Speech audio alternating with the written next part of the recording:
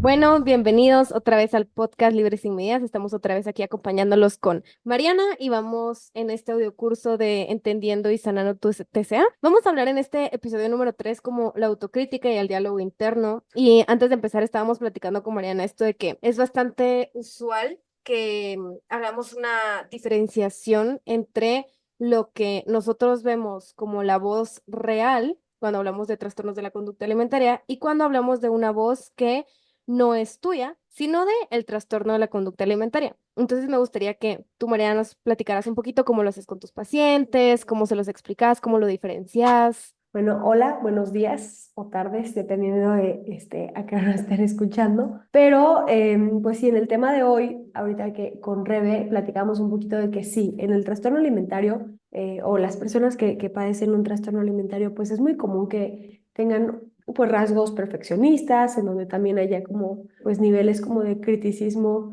o de autocrítica muy altos, pero también a mí me gusta como separarlo, ¿no? Cuando es mi voz, o sea, mi propia voz, o cuando es la voz del TCA, ¿no? Por ejemplo, con mis pacientes, algo que vamos identificando es como, pues bueno, ¿qué es lo que me suele decir el TCA? ¿Cómo se escucha? A veces hasta le ponemos de qué nombre o dibujamos como un monstruito interior, justo para, pues para empezar a diferenciar como que qué voces son las mías y cuáles son como esas voces propias de la enfermedad, ¿no? O sea, probablemente las voces de la enfermedad son aquellas que me hacen como recurrir al síntoma alimentario, que están constantemente criticando mi cuerpo, lo que voy a comer, ¿no? Como también un poco lo que en el tema de alimentación intuitiva lo conocen como la policía alimentaria, Mm, ¿no? Total.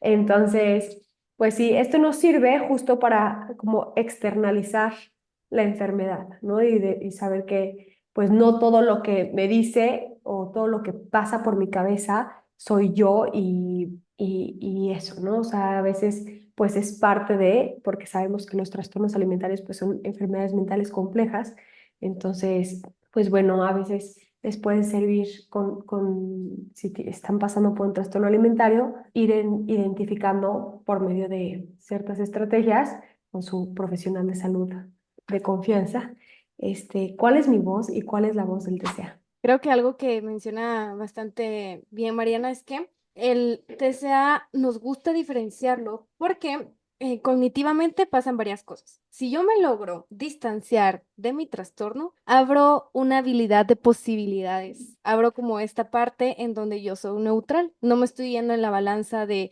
ser muy, muy perfeccionista, que a veces pasan los TCA, o muy estricta con mis comidas, o muy estricta con el ejercicio, o muy estricta con lo que el TCA quiere que yo haga. Y tampoco soy una persona en donde me desentiendo y hago como si nada pasa porque no es la cuestión. O sea, un trastorno de la conducta alimentaria no se va a solucionar con palmaditas en la espalda y con que te repitas todos los días que tú puedes y afirmaciones todos los días, porque eso sería engañarnos. ¿Qué pasa? Que yo tengo que entender qué pasa en mi mundo interior y de dónde lo aprendí. A mí esto de la autocrítica me gusta así como, bien Mariana, dices como un policía interior que todos tenemos que me está señalando constantemente, de, tú tienes que hacer esto, tú lo tienes que hacer así, como si alguien te estuviera viendo o como si realmente tú le tuvieras que rendir cuentas a alguien. Y ahí es donde ustedes pueden preguntarse, ¿realmente yo tengo que rendirle cuentas a alguien? O sea, ¿yo le estoy rindiendo cuentas a alguien o simplemente no sé cómo hacerlo de otra forma? Porque muchas veces no tenemos los recursos necesarios para desahogarnos, para hablar las situaciones y tendemos a hacerle más caso a nuestro trastorno de la conducta alimentaria cuando yo no he desarrollado otras habilidades para transitar el malestar, la inconformidad, el sentirme quizá no aceptada, no vista o etcétera.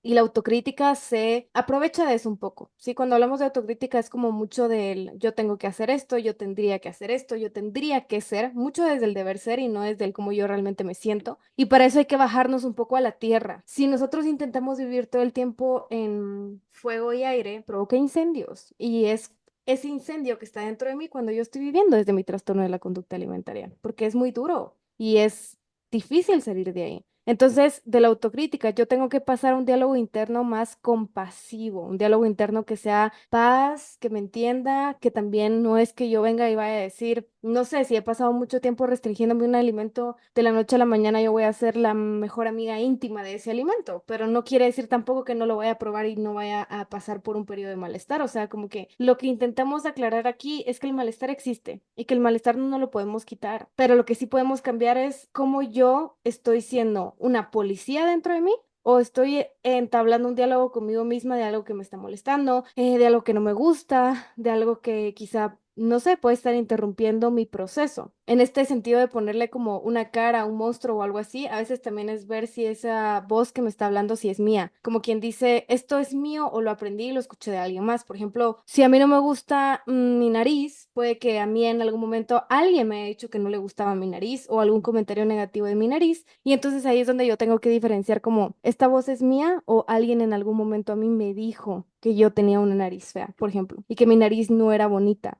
Y que entonces por eso yo lo asumí, lo interioricé, me lo quedé, se volvió mi voz, se volvió mi autocrítica, pero en realidad no era mía, por ejemplo. No Claro. sé, en tu en consulta, ¿qué es lo que más te dicen con respecto a este diálogo interno de autocrítica? Como, ¿qué es lo que más aparece? Bueno, pues bastante, ¿no? O sea, desde el querer llevar un proceso de recuperación perfecto, a veces, ¿sabes? O sea, como que la persona que tiende a ser perfeccionista también tiende a ser perfeccionista en el Y proceso sí. de recuperación. Entonces, también como que ahí también batallamos en decir Mm, como, a ver, no tienes que ser la recuperada perfecta, no tienes que, ¿sabes? O sea, a ver, claro que buscamos la recuperación, pero es un proceso que no es lineal y todo esto. Y bueno, para quienes no han escuchado los episodios pasados, en donde me presenté, pues soy nutrióloga, ¿no? Entonces sí tengo pues como tal la formación y la especialidad en trastornos de la conducta alimentaria, pero al final como que pues no soy psicóloga y tampoco puedo dar como tantas herramientas terapéuticas en este tema, ¿no? Entonces hasta yo a veces como que batallo en... En hacerlo como diferente, sí. Yo siento que, ¿saben qué Claro. pasa? Y es que las nutriólogas a veces no reciben como este tipo de entrenamientos. Mariana los tiene, pero porque platica con nosotras, nos pregunta, se informa, le gusta. Entonces, generalmente cuando hay alguna duda de este índole, es como ella es capaz de preguntar y decir que necesita y nosotros también como que la apoyamos en ese sentido. O sea, lo bueno aquí, la buena Claro. noticia es que así como ella ha aprendido, ustedes también pueden aprender. Y a mí aquí, Rebe, me gustaría preguntarte a ti, sí, psicóloga, como que qué estrategias o herramientas como que le darías a alguien que está pasando en un trastorno alimentario, como que justo cuando empiezan estos momentos de como más agudos de autocrítica, porque te digo, como nutrióloga a veces me cuesta como que dar esas alternativas, esas herramientas a mis pacientes de cuando están siendo más como autocríticas o cuándo parar el diálogo con la voz del TCA o cuándo o cómo mejorar mi diálogo interno, ¿no? Porque te digo, como que, claro, como en cierta manera yo puedo decir, no, hay que ser más compasivos con nosotros mismos, Ujú, date chance, pero pues luego al final es como muy complejo no darle cuerda a pues esa voz que constantemente me está diciendo que tengo que ser perfecta, que lo tengo que hacer todo bien, que pues sí, que tengo que tener el cuerpo ideal, entre comillas, o lo que eso signifique, o tengo que tener el proceso de recuperación excelente. ujú. ¿No? ¿Cómo tú abordas esto, por ejemplo, con tus pacientes? Primero aquí es la buena noticia es que todo esto que tenemos es la capacidad, ¿sí? Que tenemos para cambiar esta mentalidad. O sea, todo lo bueno que yo traigo pensando solo me da una pauta de lo buena que puedo llegar a ser para cambiarlo también. Entonces, si por ejemplo yo soy muy dura conmigo y soy muy buena para hacer eso, quiere decir que también voy a ser muy buena en lo contrario. Para cambiar esa mentalidad, vamos a cambiar las creencias y moldear la mente de nuevo. Obviamente no es tu culpa si tienes una mala relación con la comida. Muchas personas creen que solo necesitan más fuerza de voluntad o te hacen creer que si solo cortas un periodo de tiempo el pensamiento se va a quitar, pero se vuelve un círculo vicioso. Entonces, primero tenemos que entender que todo se desencadena de alguna situación y tengo que ir a la raíz. Entonces, lo que yo siempre les digo es tener un diario de pensamiento. En ese diario de pensamientos yo voy a empezar en un día, por ejemplo, hoy me levanté con mucha dismorfia corporal, hoy no me gusta mi cuerpo, hoy me siento fatal, entonces voy a quitarme la zanahoria de la ensalada que me voy a comer hoy. Entonces viene como, ok, yo me levanté pensando eso, pero no fue que yo aprendiera eso. A mí alguien me enseñó a pensar así y muchas veces son las redes sociales. Por eso es que yo batallo mucho con las redes sociales porque me gustan. Sé que es un trabajo en donde puede como que haber mucho esta demanda en donde uno se da a conocer y eso, pero también es un arma de doble filo porque yo muchas veces compito con cosas que no sé si son reales, ¿sí? Con un estilo de vida de, no sé, con lo que miro en la pantalla y entonces se vuelve un círculo vicioso al estar viendo las conductas de las demás personas en vez de ver las mías. Entonces, como es un círculo vicioso, lo que tú vas a hacer es entender que primero no hay que sentirte culpable porque la culpa nunca nos lleva a nada bueno. Si la culpa es aprendida, así como a ti, por ejemplo, si quebraba algo, me regañaban. Entonces entendía que eso era malo. ¿Por qué? Porque me regañaban porque había quebrado una cosa. Y así se va como que formando a través de cómo vamos creciendo. La culpa alimentaria, la culpa por cómo me veo y los pensamientos tan irracionales que tengo también son aprendidos. Entonces, me levanté sintiéndome mal. Ok, primer pensamiento. Uno, pensamiento. ¿Por qué? ¿Y para qué me sirve este pensamiento? A veces no es tanto el por qué, sino para qué. ¿Para qué yo lo pienso? Ah, yo lo pienso porque quizá pensarlo me da valor para así restringirme, para así meterle más en el ejercicio, para así ser una persona que le hace más caso a su TCA. A veces no es tanto por qué, sino para qué. ¿Qué función tiene en mi vida pensar así? ¿Qué estoy intentando negar?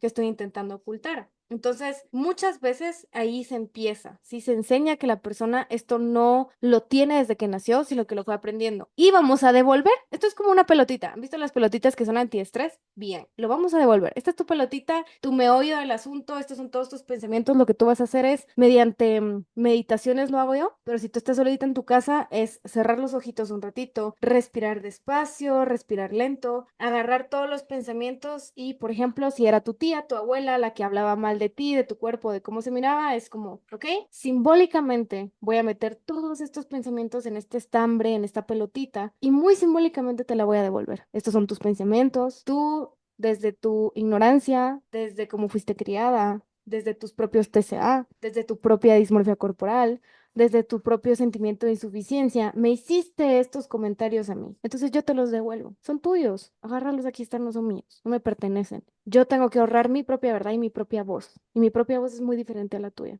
Eso no quiere decir que si a mí nunca me han gustado mis pies de la noche a la mañana solo porque yo le devuelva la pelota a mi papá de que él me dijo el primer comentario de mis pies, yo los voy a ver y voy a decir que son hermosos. No, tampoco nos confundamos ahí, pero sí de devolverle el autocrítico y juicio que hubo. Aparte es que algo no me guste. A mí no me puede gustar el rosado.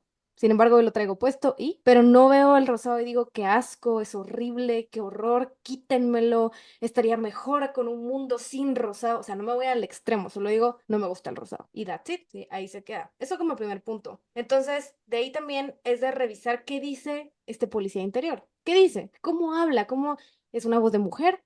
¿Es una voz de hombre? Ahora también hablamos de esto, es una voz que no tiene género, es una voz que de donde viene, hay personas más espirituales que me dicen, esta voz viene de energías oscuras.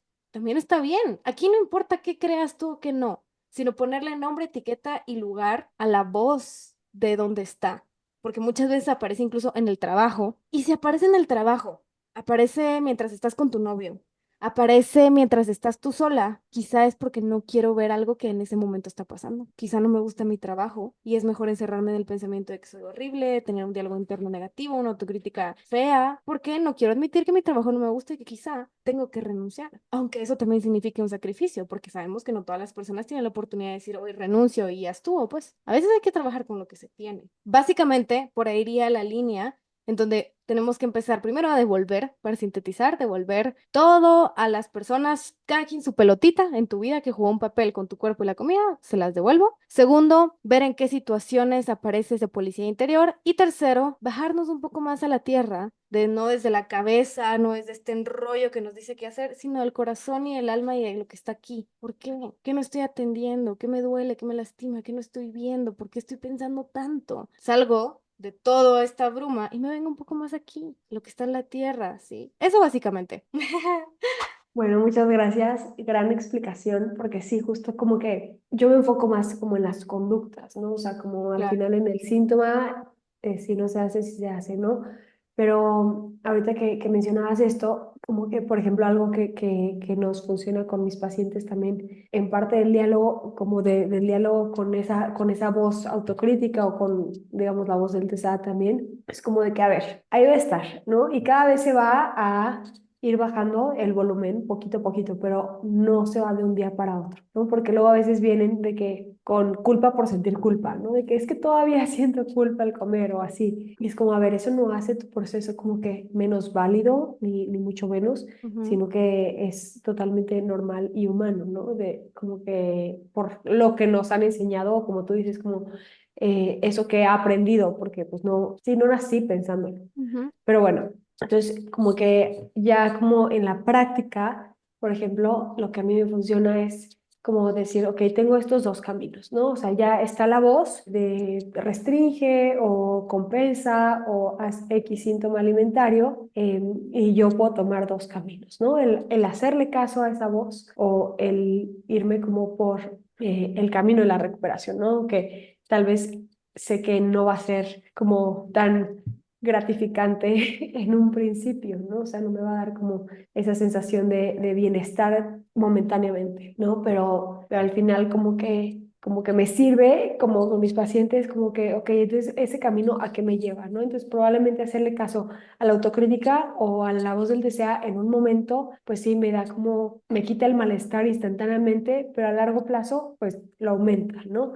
Y hacerle, pues irme por el otro camino, pues probablemente en ese momento va a haber más malestar, pero al final el malestar, la incomodidad, la culpa van a pasar.